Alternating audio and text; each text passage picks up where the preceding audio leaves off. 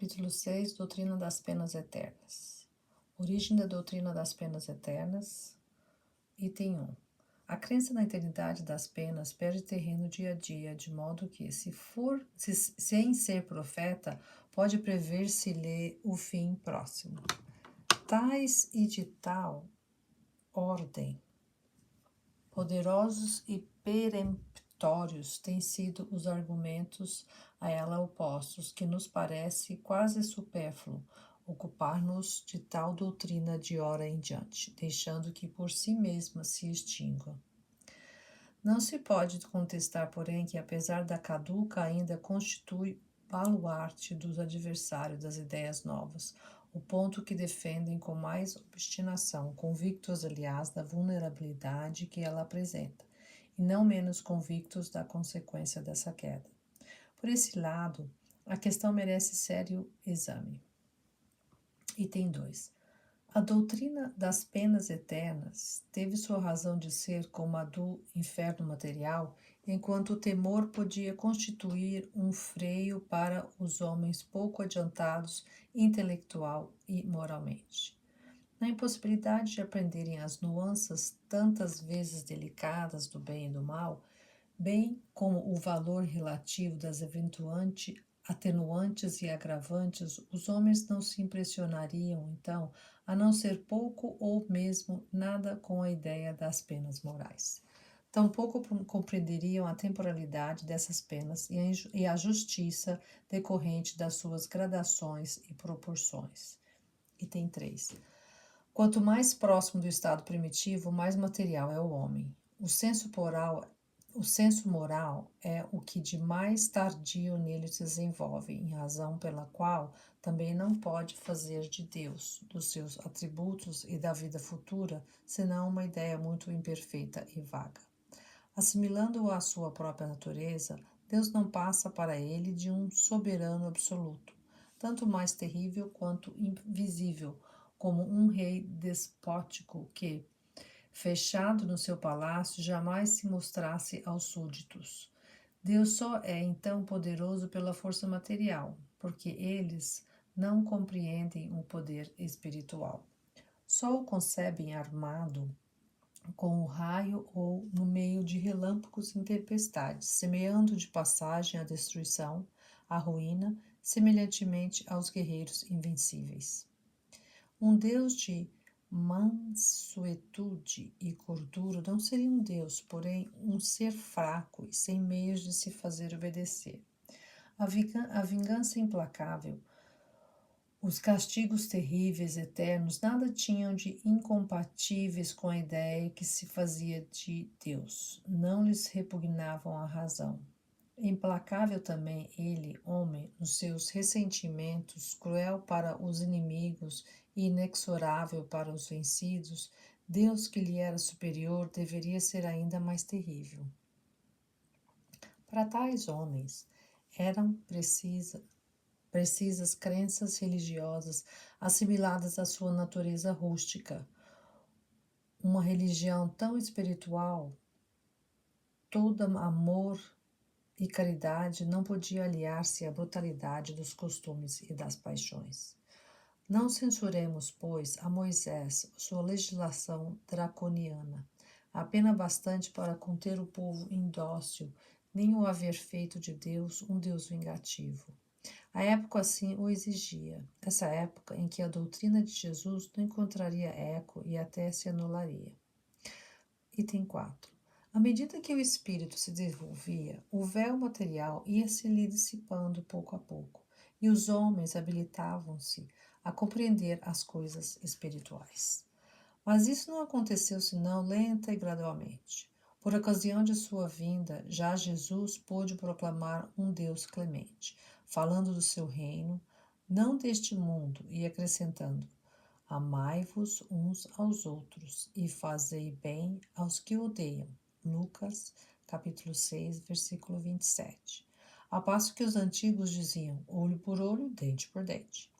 Ora, quais eram os homens que viviam no tempo de Jesus? Seriam almas novamente criadas e encarnadas? Mas se assim fosse, Deus teria criado para o tempo de Jesus almas mais adiantadas que para o tempo de Moisés? E daí o que teria decorrido para estas últimas? Consumir-se-iam por toda a eternidade no embrutecimento? O mais comezinho bom senso repele essa suposição. Não, essas almas eram as mesmas que viviam sob o império das leis mosaicas e que tinham adquirido em várias existências o desenvolvimento suficiente à compreensão de uma doutrina mais elevada, assim como hoje, mais adiantadas, se encontraram para receber um ensino ainda mais completo. Item 5. O Cristo não pôde, no entanto, revelar aos seus contemporâneos todos os mistérios do futuro. Ele próprio o disse: muitas outras coisas vos diria se estivesseis em estados de a compreender. E eis porque vos falo em parábola, sobretudo no que diz respeito à moral, isto é, aos deveres do homem, foi o Cristo muito explícito, porque, tocando na corda sensível da vida material, sabia fazer-se compreender. Quanto a outros pontos, limitou-se a semear sob a forma alegórica os germes que deveriam ser desenvolvidos mais tarde. Germens, yeah. A doutrina das penas e recompensas futuras pertence a essa última ordem de ideias. Sobretudo, em relação às penas, ele não poderia romper bruscamente com as ideias preconcebidas. Vindo traçar aos homens novos deveres, substituir o ódio e a vingança pelo amor do próprio e pela caridade, o egoísmo pela abnegação, era já muito. Além disso, não podia racionalmente enfraquecer o temor do castigo reservado aos prevaricadores, sem enfraquecer ao mesmo tempo a ideia do dever. Se o Cristo prometia o reino dos céus aos bons, esse reino estaria interdito aos maus. E para onde iriam eles? Ademais, seria necessária a inversão da natureza para que inteligências ainda muito rudimentares pudessem ser impressionadas de feição e identificarem-se com a vida espiritual, levando-se em conta a circunstância de Jesus se dirigir ao povo, a parte menos esclarecida da sociedade, que não podia prescindir de imagens de alguma sorte palpáveis e não de ideias sutis. Eis a razão por que Jesus não entrou em minúcias supérfluas a este respeito. Nessa época não era preciso mais do que opor uma punição à recompensa. Item 6. Se Jesus ameaçou os culpados com o fogo eterno, também os ameaçou de serem lançados na Dina. Ora, que vem a ser a Dina? Nada mais, nada menos que um lugar nos arredores de Jerusalém, um monoturo onde se despejavam as imundícies da cidade. Dever-se-ia interpretar isso também ao pé da letra? Entretanto, era uma dessas figuras energéticas que ele se servia para impressionar as massas. O mesmo se dá com o fogo eterno, e se tal não for o seu pensar, Jesus estaria em contradição exaltando a clemência e misericórdia de Deus, pois clemência e inexorabilidade são sentimentos antagônicos que se anulam. Desconhecer-se-ia, pois, o sentido das palavras de Jesus, atribuindo-lhes a sanção do dogma das penas eternas, quando todo o seu ensino proclamou a mansidão do Criador.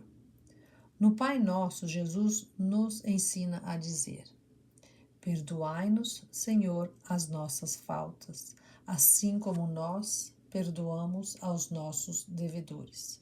Lucas, capítulo 11, versículo 4, Mateus, capítulo 6, versículo 12. Pois, se o culpado não devesse esperar algum perdão, inútil seria pedi-lo.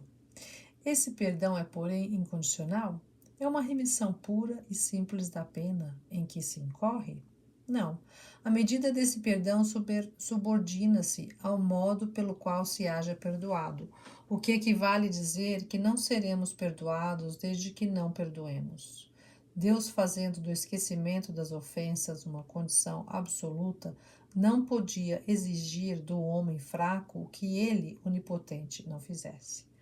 O Pai Nosso é um protesto cotidiano contra a eterna vingança de Deus. Item 7. Para homens que só possuíam da espiritualidade da alma uma ideia confusa, o fogo material nada tinha de improcedente, mesmo porque já participava da crença pagã, quase universalmente propagada. Igualmente, a eternidade das penas nada tinha que pudesse repugnar a homens desde muitos séculos submetidos à legislação do terrível Jeová. No pensamento de Jesus, o fogo eterno não podia passar, portanto, de simples figura, pouco lhe importando fosse essa figura interpretada à letra, desde que ela servisse de freio a paixões humanas. Sabia ele, ademais, que o tempo e o progresso se incumbiriam de explicar o sentido alegórico, mesmo porque, segundo a sua predição, o Espírito de verdade viria a esclarecer aos homens todas as suas coisas. O caráter essencial das penas irrevogáveis é a ineficácia do arrependimento. E Jesus nunca disse que o arrependimento não merecia a graça do Pai. Ao contrário, sempre que lhe deparou ensejo, ele falou de um Deus clemente, misericordioso, solícito em receber o filho pródigo que voltasse ao lar paterno. Inflexível, sim, para o pecador obstinado, porém, pronto sempre a trocar o castigo pelo perdão do culpado sinceramente arrependido.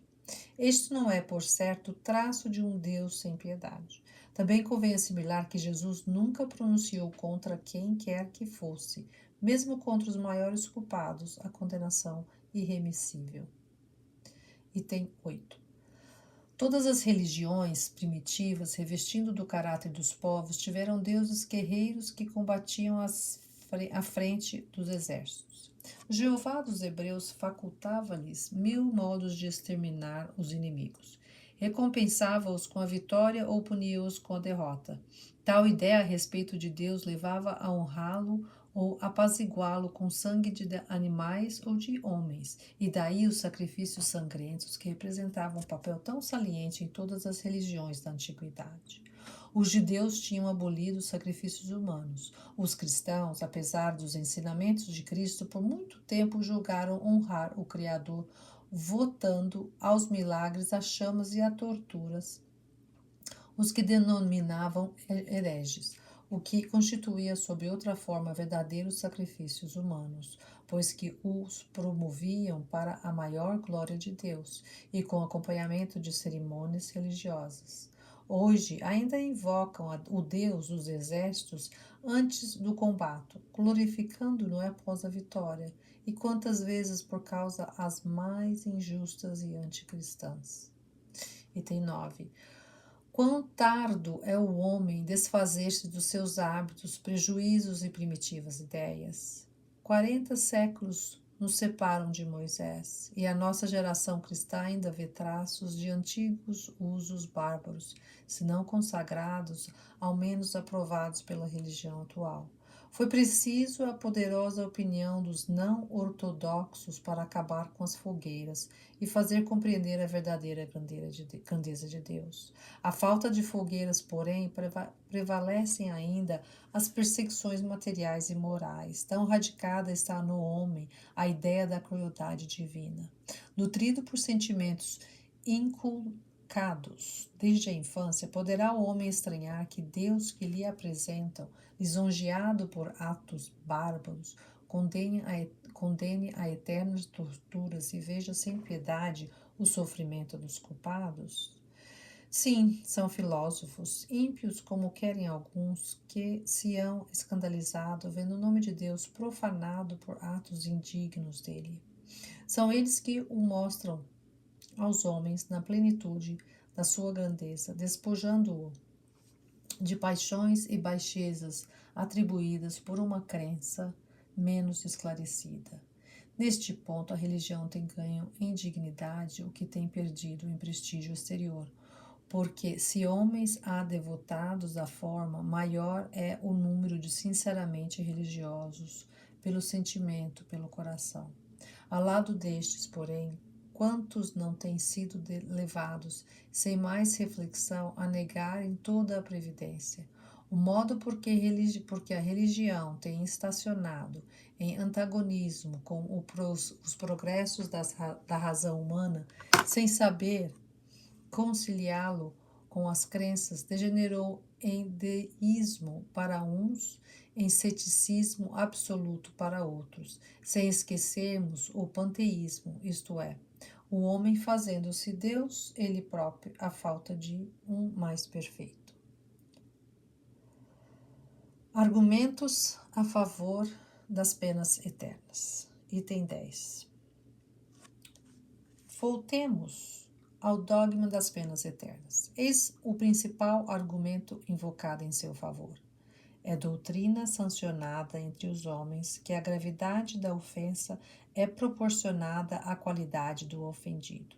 O crime de lesa majestade, por exemplo, o atentado à pessoa de um soberano, sendo considerado mais grave do que o fora em relação a qualquer súdito, é por isso mesmo mais severamente punido, e sendo Deus muito mais que um soberano, pois é infinito, deve ser infinita a ofensa a ele, como infinito o respectivo castigo, isto é, eterno. Refutação. Toda refutação é um raciocínio que deve ter seu ponto de partida uma base sobre a qual se apoie premissas. Enfim, tomemos essas premissas aos próprios atributos de Deus: único, eterno, imutável, imaterial, onipotente, soberanamente justo e bom, infinito em todas as perfeições. É impossível conceber Deus de outra maneira, visto como, sem a infinita perfeição, poder-se-ia conceber outro ser que lhe fosse superior. Para que seja único acima de todos os seres, faz-se mister de que ninguém possa excedê-lo ou sequer igualá-lo em qualquer coisa. Logo, é necessário que seja de todo infinito. E porque são infinitos os atributos divinos, não sofrem aumento nem diminuição, sem o que não seriam infinitos, e Deus perfeito tampouco. Se tirasse a menor parcela de um só dos seus atributos, não haveria mais Deus, pois isso que poderia coexistir um ser mais perfeito. O infinito de uma qualidade exclui a possibilidade da existência de outra qualidade contrária que pudesse diminuí-la ou anulá-la. Um ser infinitamente bom não pode ter a menor parcela de maldade, nem o ser infinitamente mau pode ter a menor parcela de bondade. Assim também, um objeto não seria de um negro absoluto com a mais leve nuance de branco, e vice-versa. Estabelecido esse ponto de partida, oporemos aos argumentos supra aos seguintes. Item 11. Só um ser infinito pode fazer algo de infinito. Um homem finito nas virtudes, nos conhecimentos, no poderio, nas aptidões e na existência terrestre não pode produzir senão coisas limitadas. Se o homem pudesse ser infinito no mal que faz, sê-lo-ia igualmente no bem, igualando-se então a Deus. Se o homem, porém, fosse infinito no bem, não praticaria o mal, pois o bem absoluto é a exclusão de todo o mal. Admitindo-se que uma ofensa temporária à divindade pudesse ser infinita, Deus, vingando-se por um castigo infinito, seria logo infinitamente vingativo, e sendo Deus infinitamente vingativo, não pode ser infinitamente bom e misericordioso, visto como um destes atributos exclui o outro. Se não for infinitamente bom, não é perfeito. E não sendo perfeito, deixa de ser Deus. Se Deus é inexorável para o culpado que se arrepende, não é misericordioso. Se não é misericordioso, deixa de ser infinitamente bom. Por que daria Deus aos homens uma lei de perdão se ele próprio não perdoasse? Resultaria daí que o homem que perdoa aos inimigos e lhes atribui o mal com o bem, seria melhor que Deus, surdo ao arrependimento dos que o ofendem, negando-lhes por todo o sempre o mais ligeiro carinho. Achando-se em toda parte, em tudo vendo, Deus deve ver também as torturas dos condenados. e ele se conserva insensível aos gemidos por toda a eternidade. Será eternamente impiedoso. Ora, sem piedade não há bondade infinita. Item 12. A isto se responde que o pecador arrependido, antes da morte, tem a misericórdia de Deus, e que mesmo o maior culpado pode receber essa graça. Quanto a isso, não há dúvida, e compreende-se que Deus só perdoe ao arrependido, mantendo-se inflexível para com os obstinados.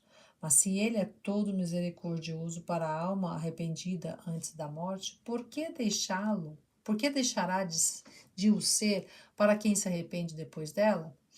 Porque a eficácia do arrependimento só durante a vida, um breve instante e não na eternidade, que não tem fim, circunscritas a um dado tempo, a bondade e misericórdia divinas teriam limites e Deus não seria infinitamente bom.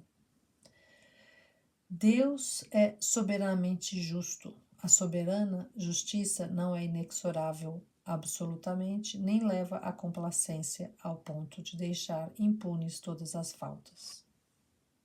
Ao contrário, pondera rigorosamente o bem e o mal, recompensando um e punindo o outro equitativamente e proporcionalmente, sem se enganar jamais na aplicação. Se por uma falta passageira, resultante sempre da natureza imperfeita do homem e muitas vezes do meio em que vive, a alma pode ser castigada eternamente, sem esperança de clemência ou de perdão, não há proporção entre a falta e o castigo, não há justiça. Reconciliando-se com Deus, arrependendo-se e pedindo para reparar o mal praticado, o culpado deve substituir para o bem, para os bons sentimentos. Se, porém, o castigo é irrevogável, essa subsistência para o bem não frutifica, e um bem não considerado significa injustiça. Entre os homens, o condenado que se corrige tem por comutada e às vezes mesmo perdoada a sua pena. E assim haveria mais iniquidade na justiça humana que na divina.